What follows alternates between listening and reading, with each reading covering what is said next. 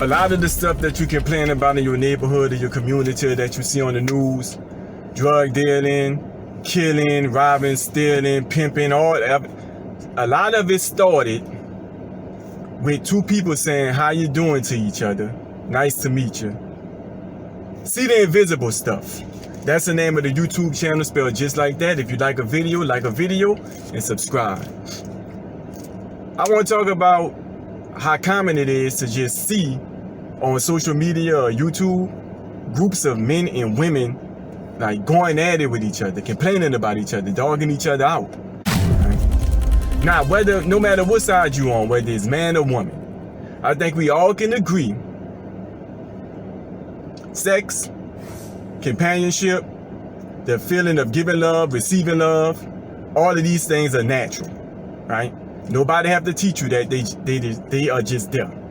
Now, a lot of the things those community issues that you might complain about or feel need to change, and a lot of things that the men and women complain about regarding the opposite sex on these blogs and social media and YouTube channels, a lot of these things, I believe the cause of it is individuals, people, never grabbing a hold of those natural feelings and giving them purpose and intentions.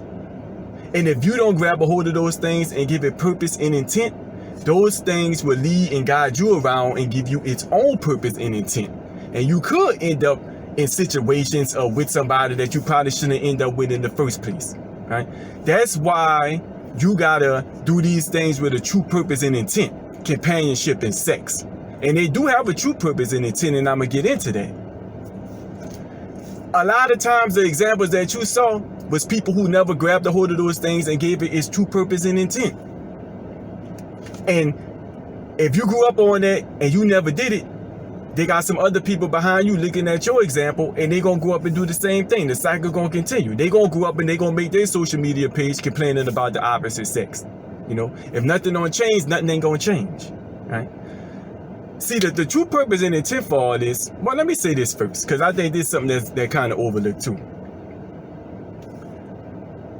People naturally feel these things, desire for companionship, sexual urges, and so forth, without trying. So you know you feel that. Now, I think what people overlooking is some things in the background that's automatically attached to those things. Sometimes people overlooking it, or sometimes people think they can indulge in those surface feelings that they automatically feel without these background things attached to it coming along. But it's gonna always come along. Like commitment, for example. I know people feel like they can have sex with commitment not being involved at all. I disagree with that. In some way, shape, or form, commitment will be affected some type of way when you're dealing with that deep companionship or sex. Okay, if you have sex with somebody, let's say, you the type who just, stick and move. You ain't committing to nobody. You just gonna stick and move, and you can care less if you see the person again in life that you had sex with. Your commitment is still affected. This is how. If you used to operating in that sticking and moving on, just going off them surface feelings and just operating there, it can affect your ability to eventually commit to somebody. It can affect your ability to stay committed to somebody once you decide to commit to somebody. And even if you hook up, you the type of person who's looking for something to go somewhere. You're not just a sticker and a mover, but you just ain't never give them giving no true purpose and intent. Your companionship, your sex, you done hooked up with somebody who wasn't trying to do nothing, who wasn't trying to be committed. You didn't get the results you was looking for, and it can cause you a little heartbreak and start to affect your willingness to commit. See, the thing is, ain't no getting around that.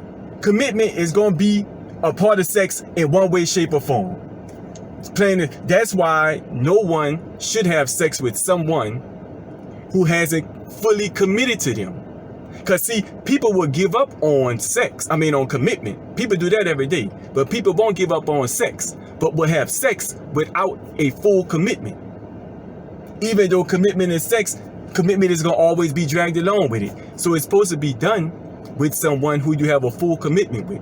And the fullest level of commitment that somebody could give to somebody in a romantic relationship is marriage. That's why that's the ultimate thing. That's why a lot of people have cause to pause when it comes to marriage. That's why a lot of people say, sure, I'm not just going to marry any old body. Because people know once you say, okay, I'm going to marry this, but I'm in. Like, I'm marrying them. Yeah, she marrying me, we marry. I'm in. That's the highest level of commitment that you can give to somebody. Now, I know some people probably saying, well, no, you don't have to wait till marriage to have sex with somebody. I mean, okay. Let's do it like, first of all, let me say this. Marriage is more than just a piece of paper. I don't believe personally that no one truly believes that marriage is just a piece of paper. Because if it was, people would sign it and just get it over with, and it wouldn't mean anything because it would be just a piece of paper. People know that when you sign that piece of paper, certain things come along with that, which makes it more than a piece of paper. Some people attach their freedom to signing that piece of paper. That's why you hear stuff like, oh man, this is about to be your last night of freedom when somebody about to get married. After tomorrow, that's it. You know, after you tie that knot. People attach their freedom to a piece of paper. So people don't really believe that marriage is just a piece of paper. Now, the purpose of this sex drive, the purpose of this companionship is for family building. A lot of those issues in the community that I talked about, somebody, you see the end result of it. But like I said at the beginning, it started with two people saying, how you doing? Nice to meet you. Can I get your phone number? Not really grabbing a hold of their sex drive and companionship and saying, no, you are going to be for commitment and marriage and family building, because that's what this is about. That sex drive and companionship can be great, powerful tools, or they can be very destructive, negative tools, depending on how they get used. The end result of you seeing a girl who promiscuous, a boy going in and out of jail, somebody pimping, a woman running men in and out the house because she trying to use people for money, a man just sticking and moving, hopping from woman to woman. A lot of that is a result of that stuff never getting a grasp of and being used in its proper way. And you just seeing the end results. You see whole communities messed up, whole generations messed up from two people saying, how you doing? Nice to meet you, taking it from there and misusing companionship and sex. You see it. Like I said, on the flip side of that, man, what if all these neighborhoods and all these, what if all these people had two-parent households? You can skip over somebody having a void because one of their parents was around. You can skip over somebody, and we talking about two-parent households where people are committed, having sex with the person who they have the ultimate commitment with, which is through a marriage.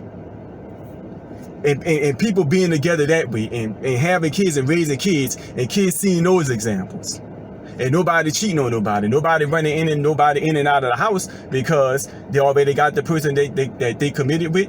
They using companionship and sex the way they're supposed to be used for oneness and procreation and building families. And each family is a neighbor and they building communities. And you got a two-parent household. You ain't got people doing this. You ain't got people sticking and moving. You can build a good, great, powerful community, or you can misuse it and build a destructive, negative community. And if nothing don't change, nothing not going to change.